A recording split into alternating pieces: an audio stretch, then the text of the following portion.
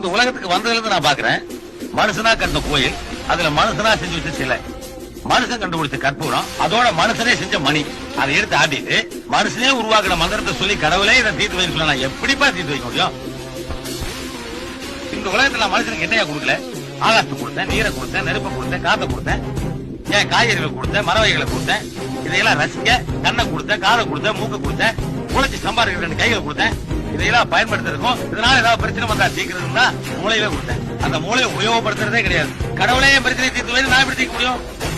இப்போ 24 மணி நேரம் என்னையே நினைச்சிருக்க ஒரு பக்தன் நெல்லை கொண்டு போய் பாறையில் போட்டானா, அடடா இவன் நம்ம பக்தனாச்சே அப்படின்னு அந்த நெல்லை விளைவிக்கிறா. உன்ன மாதிரி கடவுள் இல்ல இல்லன்னு சொல்லிட்டு ஒரு நாத்திகன் நெல்லை கொண்டு போய் வயல்ல போட்டானா, இவன் எப்ப பார்த்தாலும் நம்ம திட்டு இருக்கானே அப்படின்னு அந்த நெல்லை விளைவிக்காம தடுக்கிறதா? இல்லையே, அங்க விளைவிக்கிறதும் இல்ல, இங்க தடுக்கிறதும் இல்ல. கடவுள் மனுஷனுக்கு பிரச்சனை உண்டாக்குறதும் இல்ல, மனுஷனால் உண்டான பிரச்சனையை கடவுள் வந்து தீர்க்கிறதும் இல்லை.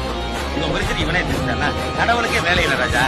அப்புறம் சும்மா கிடக்கிற கோயிலையெல்லாம் பாலிடெக்னிக் காலேஜில் மாத்தி படிக்க வச்சா அறிவாளியாவது உருவாவா? என்ன புரியுதா?